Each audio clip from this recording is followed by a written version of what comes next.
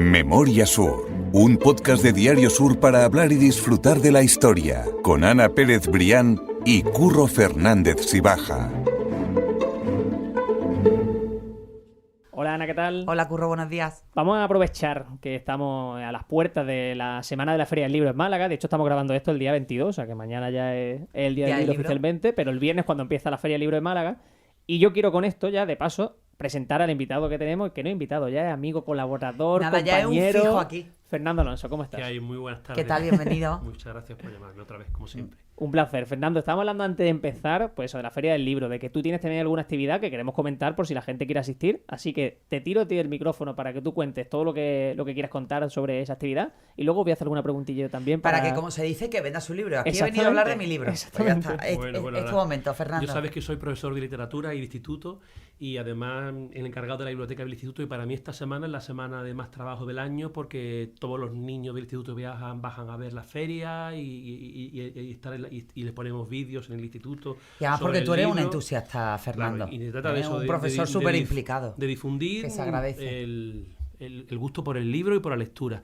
Y tenemos la semana que viene, cuando empieza la Feria del Libro el viernes, la Fundación Unicaja ha tenido a bien, a Víctor Heredia y a mí, llamarnos para una charla coloquio sobre precisamente los podcasts y todos los artículos que hacemos en verano de Málaga a la sombra de la historia, que ya saben los lectores que llevamos 2 libros publicados, llevamos 5 veranos publicando artículos que han sido recogidos en 2 libros, y sobre estos 2 libros hablaremos a las 6 de la tarde. El lunes que viene, el lunes 29 de abril. 29 de abril, a las 6 de la tarde, en la Feria del Libro, hablaremos de Málaga a la sombra de la historia, de sus anécdotas, de los personajes, de los lugares. ¿Dónde exactamente, Fernando, para que la gente se dirija? Pues dice que es la sitio? caseta de la...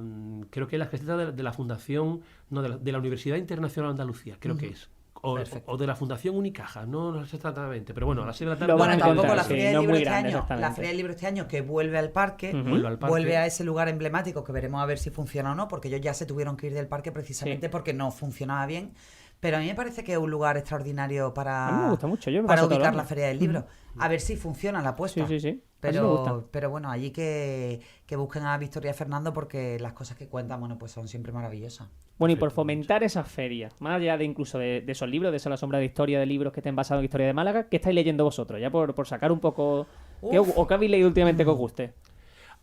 Han salido ahora mismo precisamente... Bueno, de libros de historia de Málaga, que es lo que yo ahora estoy más centrado por todo eso. Salvador Valverde ha publicado ahora mismo un libro sobre Málaga Negra, que son episodios truculentos de asesinatos, de crímenes en la historia de Málaga. Apúntalo, Curro, que el otro día hablé con él y le he dicho que lo vamos a traer. Es algo verdaderamente, va uno andando con Salvador por la calle, dice, aquí mataron a este, aquí más adelante dieron garrote, aquí hubo un crimen, y además es que lo tiene todo documentado, pero de Málaga y provincia, no solamente de Málaga ciudad. Guay. Es un libro, pues me llama la atención. Fabuloso. Luego Andrés Camino ha sacado ahora mismo un libro sobre Enrique Navarro Torres, que fue hermano mayor de la Cofradía de la Aspiración, 58 años. Sí, efectivamente. Y presidente de la agrupación veintitantos años, que creo que ha sido el cofrade de la historia de la humanidad, no de Málaga, ni de Sevilla, ni de España, que ha estado 58 años ininterrumpido, pero el libro es una maravilla, que es una auténtica tesis doctoral. Es que Andrés Camino lo tiene todo en la cabeza y trabaja fenomenal. Y luego el libro de Trinidad Grun.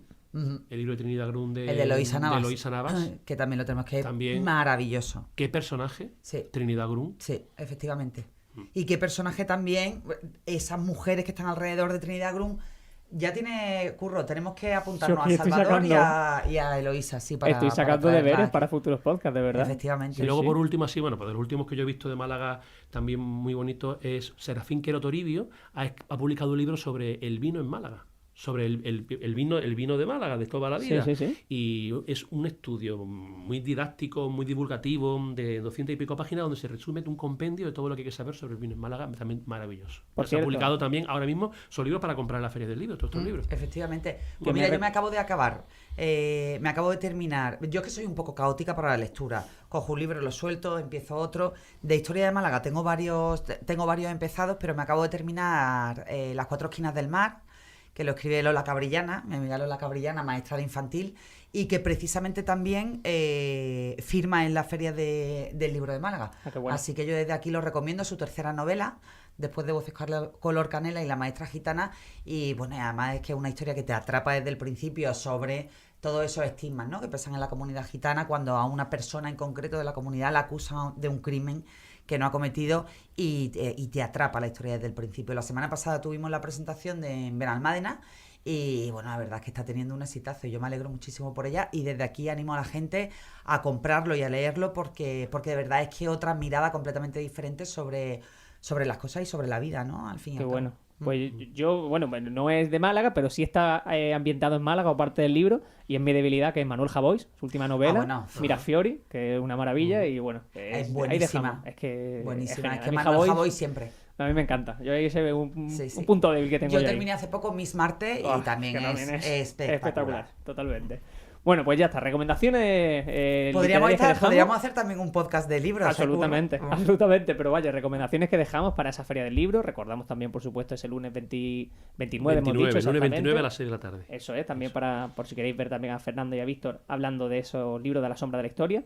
Y bueno, vamos a empezar a meternos ya en el tema que hoy nos ocupa, que es... Hoy vamos a pasear, Curro. Sí, porque lo hicimos con Calle Granada precisamente, también con Fernando, y a mí me gustó eso de estirar las piernas. Lo hemos hecho con Calle Granada, lo hemos hecho con Calle Larios, y lo hemos hecho también, sí, efectivamente, con la Plaza de la Constitución, todos esos negocios legendarios, tradicionales, que muchos hemos conocido y que en el caso de que no lo hayamos conocido, probablemente lo hayamos escuchado en casa. Así que ese viaje nostálgico yo creo que viene muy bien, ¿no? En estos días de primavera y nos vamos a ir de lleno por esa historia comercial y casi emocional de Calle Compañía.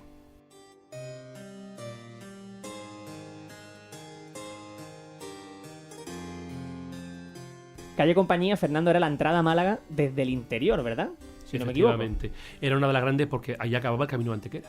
En la calle Compañía, en lo que es Puerta Nueva y la Tribuna de los Pobres, ahí acababa el camino de Antequera y era un caudal de entrada a Málaga, sobre todo en los años 60, 70, 80, de muchísima gente. Todos los comerciantes que había allí, bueno, todas las personas mayores recuerdan la gran cantidad de gente que entraba precisamente por allí. Cuentan, yo cuando publiqué esto en el periódico en el verano anterior, hay cosas que uno no se atrevía a poner, pero claro, efectivamente, el muy típico que llegaban allí los maridos y dejaban a las mujeres de compra y ellos iban por ahí a tomarse algunas cosas a los bares o se iban a la calle Cama a las posaditas, ¿no? a sus posadas, mientras las mujeres se dedicaban precisamente a hacer sus compras, ¿no? Allí paraba los coches de Colmenar, algunos taxis que venían de los pueblos y traían a 4 o 5 clientes que se dedicaban a comprar cosas. Entonces era una entrada absolutamente cosmopolita y viva, ¿no? De Málaga. Estaba allí el parador de San Rafael, precisamente. Sí.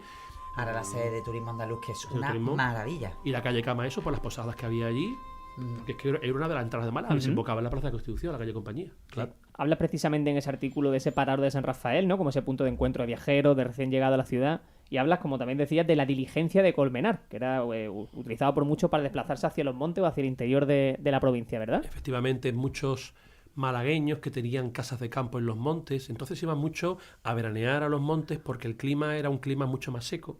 El calor era mucho más seco, no era el calor húmedo, entonces se consideraba que era mucho mejor para las enfermedades respiratorias. Por eso muchos veraneaban en el Camino de Antequera, que nos parece el horror en cuanto a temperatura, pero sin embargo era un clima más seco. Y entonces era muy típico en los años 20, había muchas fincas y también en los montes, pues iban mucho precisamente a pasar temporadas o a veranear en los montes y cogían los coches precisamente allí, ¿no? Para ir a toda la zona de Antequera, pues claro, lo cogían precisamente allí a la altura del parador de San Rafael. Ahí hablamos también de Calle Nueva, ¿no? Es inevitable hablar de Calle Nueva por compararla en cuanto a que era una calle totalmente comercial y que yo creo que a día de hoy también sigue teniendo esa esencia, ¿no? Como de una gran galería comercial, por decirlo así. Efectivamente, y yo me puse a recoger la cantidad de tiendas que había allí, que yo he conocido algunas, otras no. Claro, yo tengo 51 años, pero hay personas que tienen somos muy jóvenes, más vida que yo y han visto muchas más tiendas.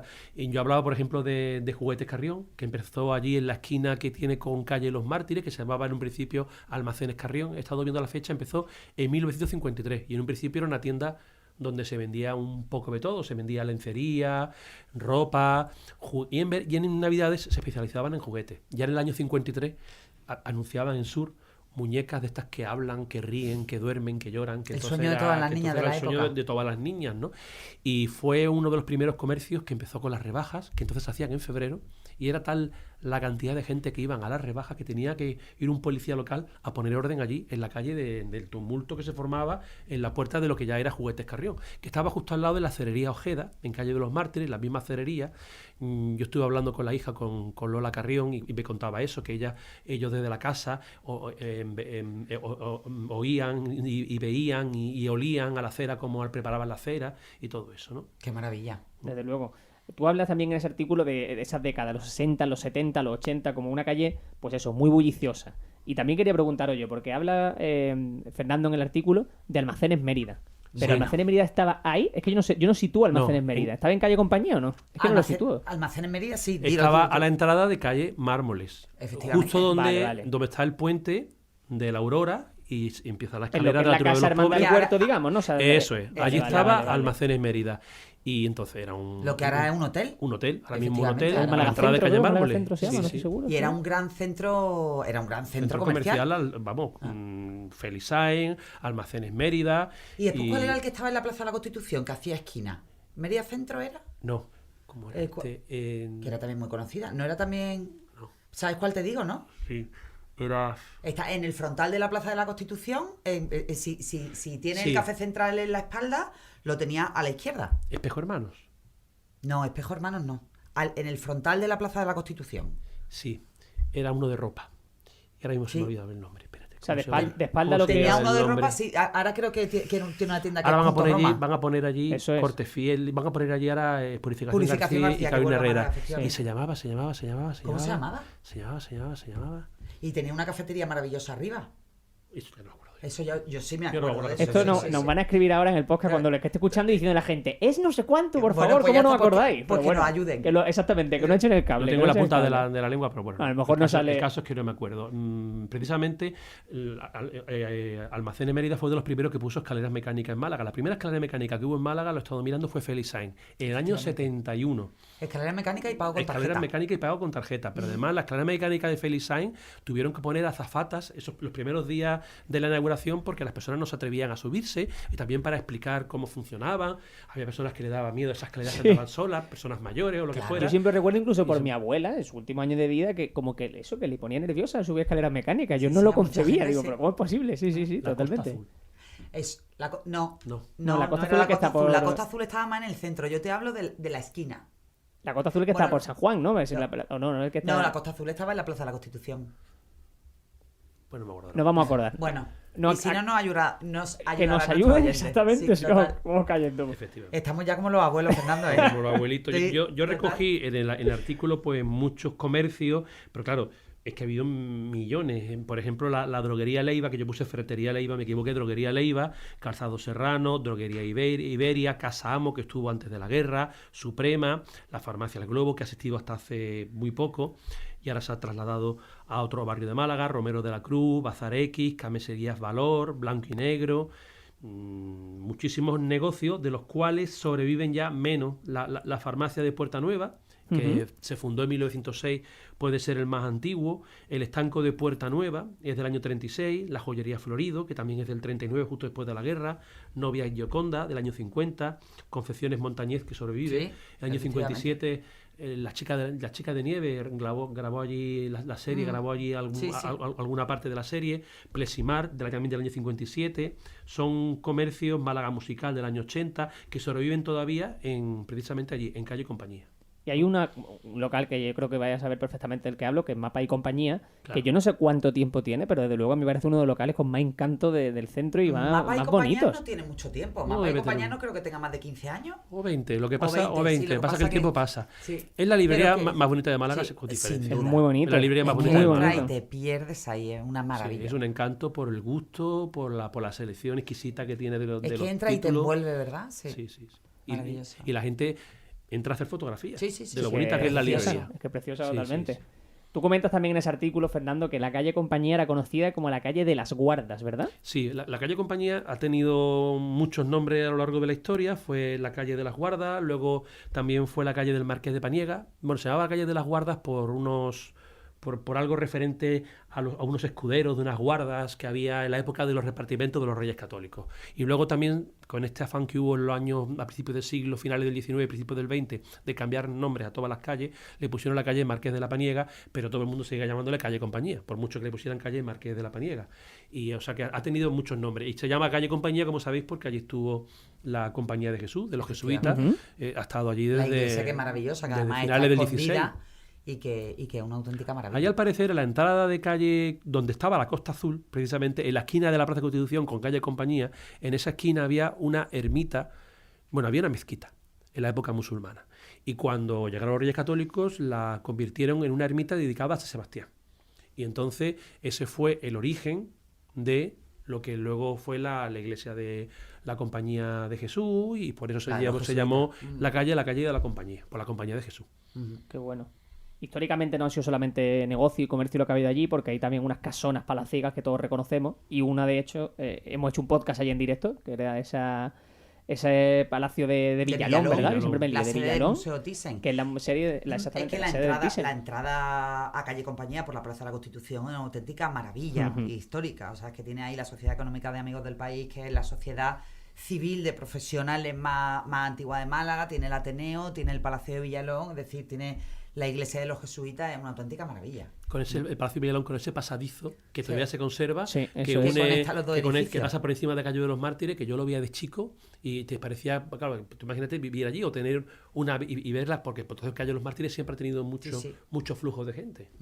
Y Lourdes Moreno, el nombre de la directora, ¿verdad? Que no me quiero equivocar. La directora artística del Museo Thyssen. Exactamente, del Thyssen, eso es. Yo lo digo porque nos comentaba precisamente que estaban haciendo esos últimos arreglos de lo que era el sótano con esos además también para que restos. La gente pueda visitar los restos arqueológicos, porque allí indudablemente, bueno, pues es uno de los epicentros históricos de Málaga, ¿no? Que eso también es uno de los deberes que tenemos, ¿no? En cuanto se abra, seguro que vamos a intentar meternos allí para contarlo y que imaginemos, que la gente imagine lo que estamos viendo nosotros, ¿no? En ese podcast. Eso ahí, desde luego, me haría mucha ilusión. Vamos a seguir la historia hablando de que los comercios, como tú dices, que son los que constituyen realmente esa esencia de Calle Compañía, juegan un papel muy importante en esta calle, porque siempre ha habido mucha comunicación entre ellos. Y hay algunas historias, que a mí son las que me gustan contar, esas anécdotas, que la gente lo sepa, como por ejemplo la celebración de la Feria del Centro de Málaga en los años 80. En los años 80 nació precisamente en Calle Compañía. También se dice que empezó con Perecea en Calle Granada, pero bueno, el caso es que los comerciantes siempre han tenido tradicionalmente muy buena relación entre ellos. Cuando uno iba a una librería, por ejemplo, la librería Cervantes, y no tenía algo, te enviaban a Denis, y si Denis no lo tenía, pues te lo enviaban a otra librería. Lo mismo pasaba con la ferretería. Pregunte usted en tal, se enviaban siempre los clientes unos a otros, se ayudaban muchas veces entre ellos. Entonces es verdad que había como mucha unión. Y entonces, claro, en los años 80 el gran miedo fue cuando abrió el Corte Inglés, que el Corte Inglés abrió a finales de los 70, entonces en los años 80 había mucho miedo. Hicimos su podcast, además fue muy escuchado. Había quebrado Gómez Ragio, había cerrado también, habían cerrado comercio sobre todo Gómez Ragio.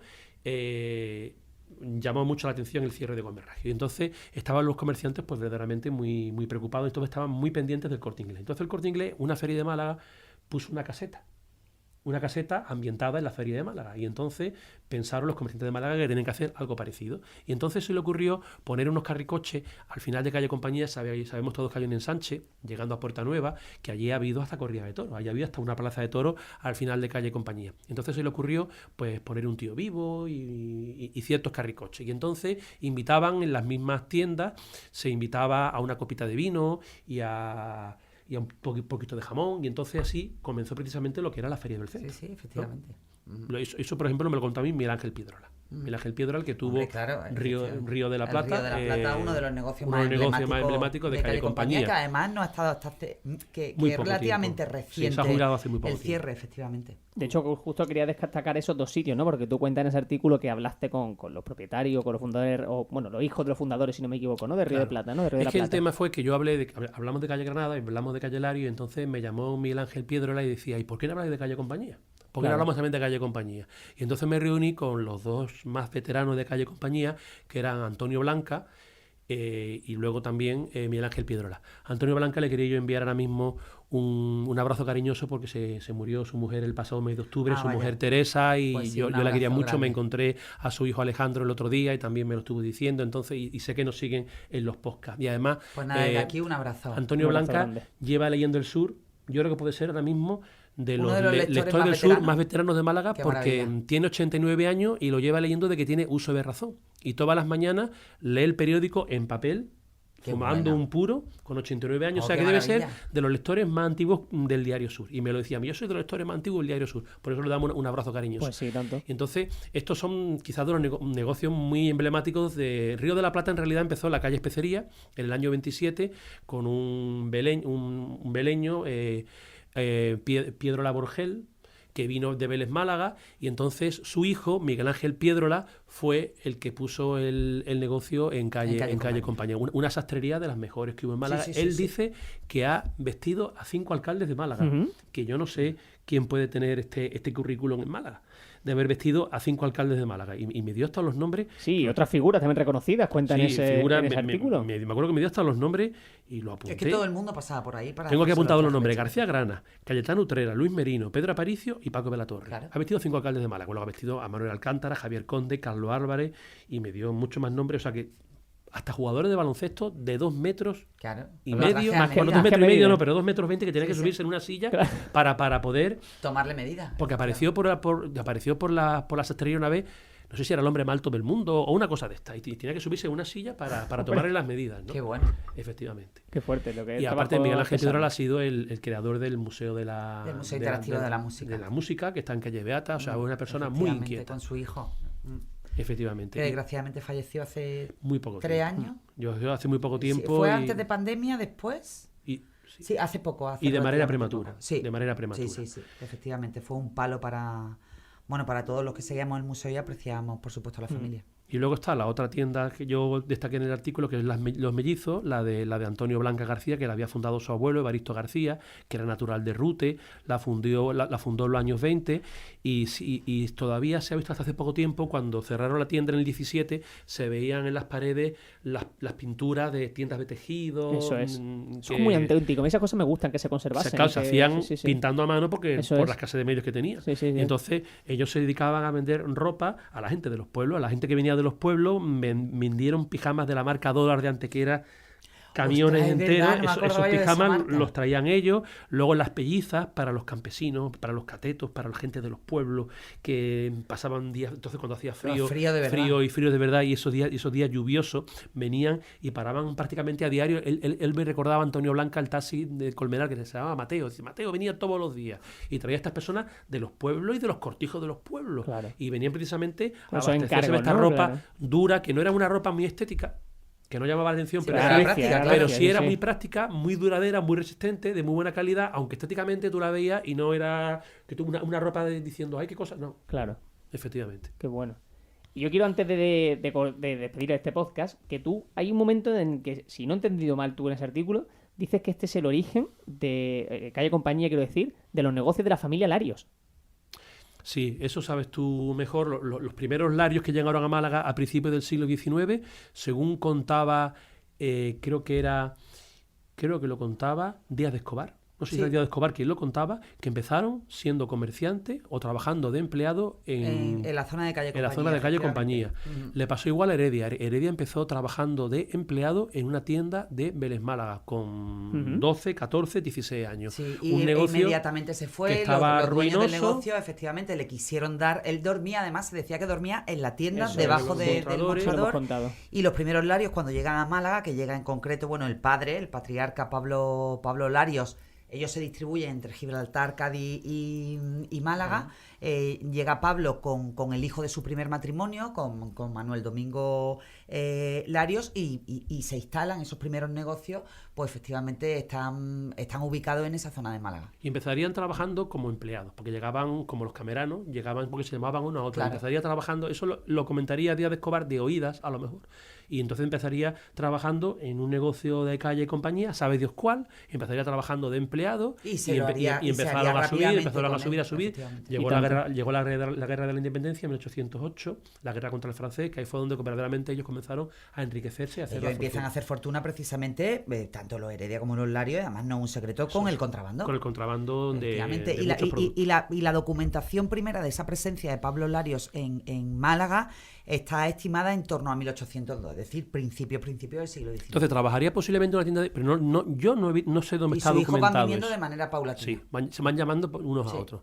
Y empezaron donde estaban las tiendas, calle Compañía, calle Nueva, eran las dos calles más comerciales de Málaga. Claro, calle Nueva es que además es la calle más antigua de Málaga. Más antigua y la más comercial, y luego calle Compañía por la entrada, todavía la calle Larín ni existía. Estamos hablando de que todavía la calle Larín ni siquiera existía. Sí. ¿No? Pues para que la próxima vez que la gente pase por calle Compañía tenga otra imagen, por supuesto, de esta vía malagueña que es histórica, y que hoy hemos querido pues dar un paseo para recuperar esa historia, recuperar anécdotas y sobre todo conocer a personajes que muchas veces tenemos en el imaginario, pero que también merecen ese reconocimiento como tú bien has hecho, Fernando. Pues Fernando, mil gracias, de corazón. Pues nada, muchas gracias a vosotros. Ha sido fantástico como siempre tenerte aquí y nos vemos el lunes en la Feria del Libro. Y nos vemos el lunes 29 en la Feria del Libro. Perfecto, muchas gracias. Mil gracias, Fernando. Ana, nosotros nos despedimos, vamos a contar alguna historia más que tenemos preparada, porque hemos dicho algún nombre de algunas calles y yo creo que dentro de poco va a venir algún... Me he quedado con ganas. Sí, va a venir algún podcast de esos nombres de calle, de eso, de esa toponomía malagueña, ¿no? Se puede decir. Pues queda palabra. 2000 gracias, Ana. A ti siempre. Memoria Sur es un podcast de Diario Sur. Escucha un nuevo episodio cada semana en iVoox, Spotify, Apple Podcasts y consulta las referencias de este episodio en diariosur.es.